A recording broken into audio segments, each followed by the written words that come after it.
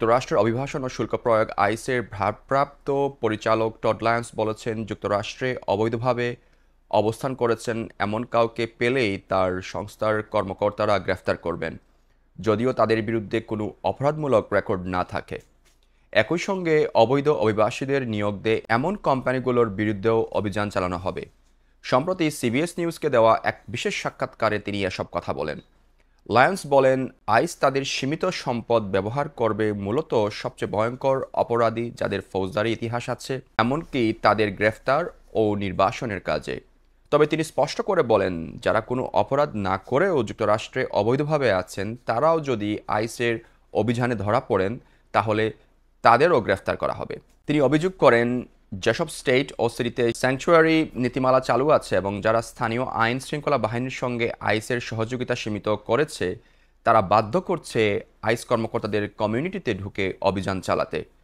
Lions বলেন, যদি স্থানীয় বা অঙ্গরাজ্য কর্তৃপক্ষ কাউকে জননিরাপত্তার জন্য হুমকি হিসেবে দেখে এবং গ্রেফতার করে, তাহলে আমরা চাই তাদের জেল থেকেই হেফাজতে নিতে, কিন্তু এখন আমাদের কমিউনিটিতে ঢুকে যেতে হচ্ছে, যার কারণেই আবার কোলাটারাল গ্রেফতার চালু করা হয়েছে।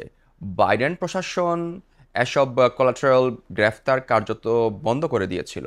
সেই সময় শুধু গুরুতর অপরাধী, জাতীয় নিরাপত্তার হুমকি এবং সীমান্ত অতিক্রমকারী অভিবাসীদের লক্ষ্য করে গ্রেফতার চালানোর নির্দেশ ছিল। তবে বর্তমান প্রেসিডেন্ট ডোনাল্ড ট্রাম্প দ্বিতীয় মেয়াদে দায়িত্ব নেওয়ার পরপরই এই নীতির অবসান ঘটান।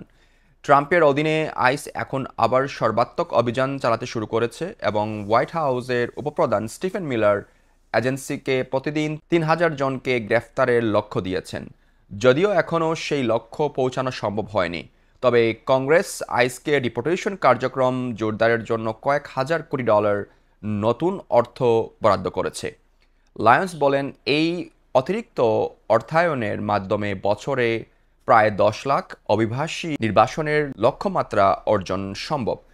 সরকারিভাবে প্রাপ্ত তথ্য মতে, ট্রাম্পের প্রথম ৬ মাসে আইস প্রায় ১,৫০,০০০ জনকে যুক্তরাষ্ট্র থেকে বহিষ্কার করেছে।